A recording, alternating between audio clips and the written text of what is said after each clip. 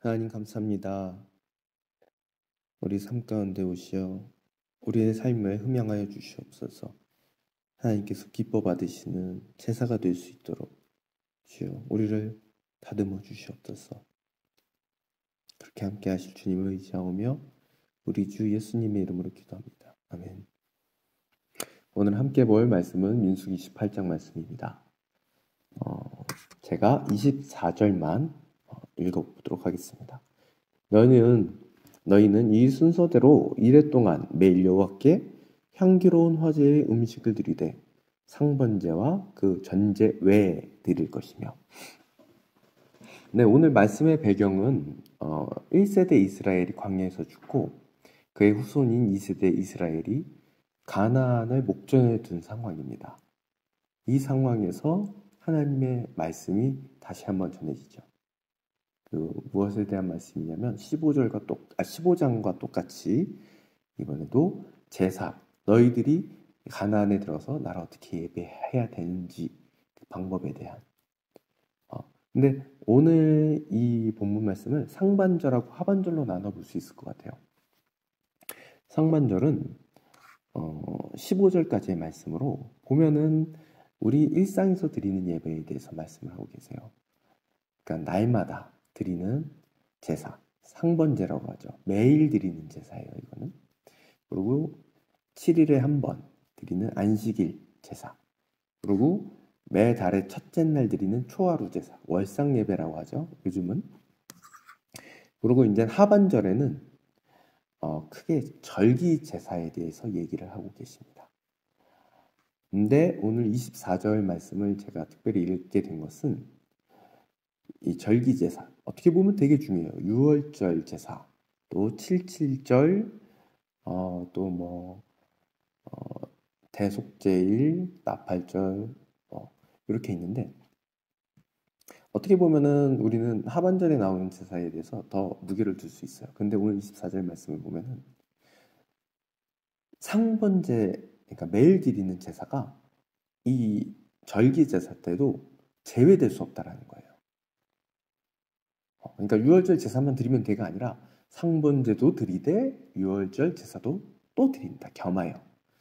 이 말씀을 읽으면서 매일의 예배가 신약시대에 사는 우리에게 적용을 하자면 매일의 예배가 온전치 못하고서는 우리가 일주일에 한 번 드리는 그 예배가 하나님께 온전히 상달될 수 없겠구나라는 생각이 들었어요.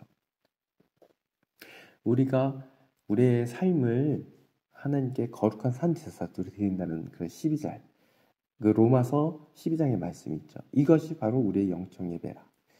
이것이 없이는 우리가 일주일에 주일날 가서 드리는 예배, 이것이 그렇게 의미가 없을 수도 있겠구나.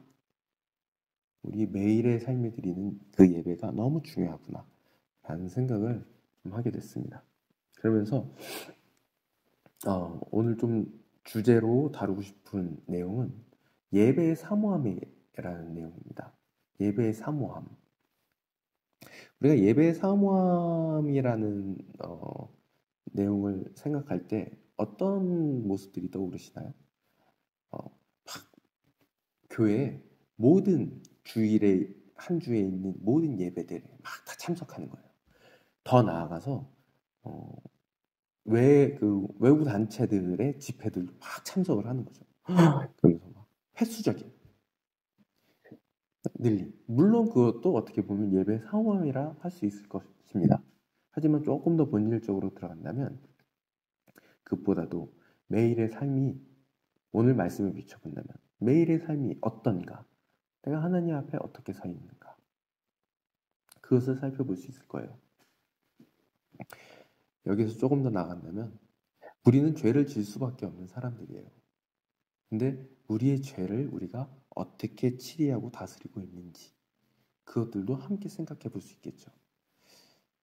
저는 요즘 이렇게 생각을 합니다. 예배에 대한 매너리즘에 빠진 많은 사람들 가운데 가장 큰 문제는 자기 죄에 대해서, 자신 짓는 죄에 대해서 너무 가볍게 여긴다는 거예요.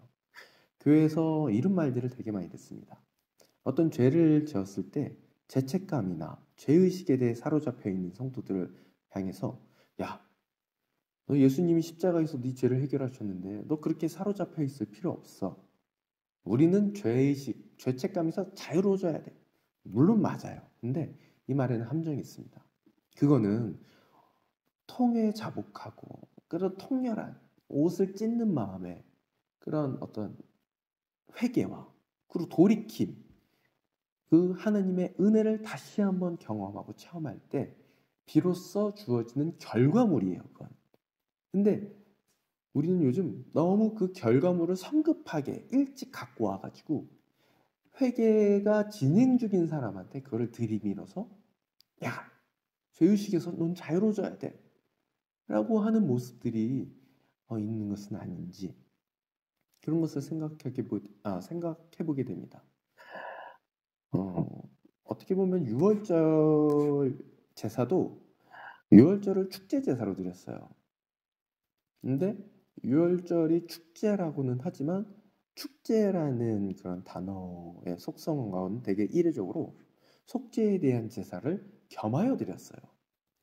그것은 예수님의 희생에 대해서 우리의 죄를 속하여 주신 예수님의 희생에 대해서 무게를 두고 있다는 것이죠. 우리가 이 여기에서 한 가지 포인트를 딱 잡아야 될 것은 예배의 주체가 누구냐라는 거예요. 예배의 주체. 예배란 무엇이냐? 많은 미사요구가 있습니다. 하지만 제가 생각하는 예배는 하나님께서 받으셨냐예요. 다른 많은 미사요구 다 필요 없어요. 하나님께서 받으신 것이 예배입니다. 하나님께서 받지 않으셨으면 암만 모든 화려하고 조명, 화려한 음악 다 필요가 없다는 거죠. 거기에 1순위는 우리의 정결함입니다.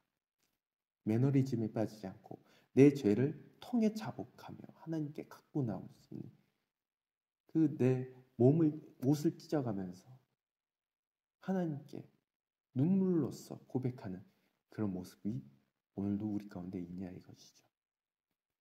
어떻게 보면 이렇게까지 생각해 볼 수 있을 것 같습니다. 우리는 우리의 죄를 위해 오늘도 예수님의 손바닥에 우리 스스로가 집행자가 되어 십자가형의 집행자가 되어 못을 받고 있구나 라고까지요. 네, 오늘 하루를 또 사시는 존나무 가족 여러분, 우리 예배가 온전히 회복돼서 하나님께서 또 기뻐 받으시는 우리 모든 가족들 되었으면 좋겠습니다. 감사합니다.